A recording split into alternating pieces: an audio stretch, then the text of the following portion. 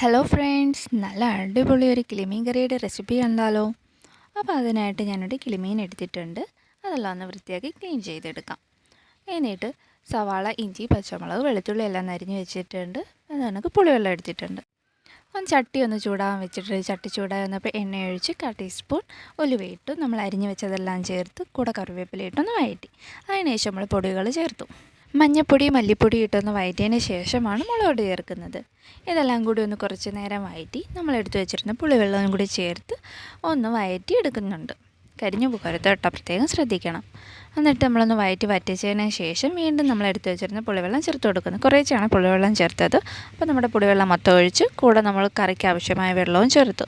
ഇനി ഇതിലേക്ക് ഒരു തക്കാളി അരിഞ്ഞതും ആവശ്യത്തിന് ഉപ്പും ഇട്ട് ഒന്ന് ഇളക്കി നല്ലപോലെ കറി ഒന്ന് തിളച്ച് വരുമ്പോൾ നമ്മൾ വൃത്തിയാക്കി വെച്ചിരുന്ന മീനോട് ചേർത്തിട്ടുണ്ട്. ഇനി ഇത് നന്നായി തിളച്ച് ചാറൊക്കെ ഒന്ന് ചെറുതായിട്ടൊന്ന് പറ്റി ചെറുതായിട്ട് കുറുകി വരുമ്പോൾ നമുക്കിത് ഓഫ് ചെയ്യാം. അപ്പോൾ ഇത്രയേ ഉള്ളൂ നമ്മുടെ മീൻകറി.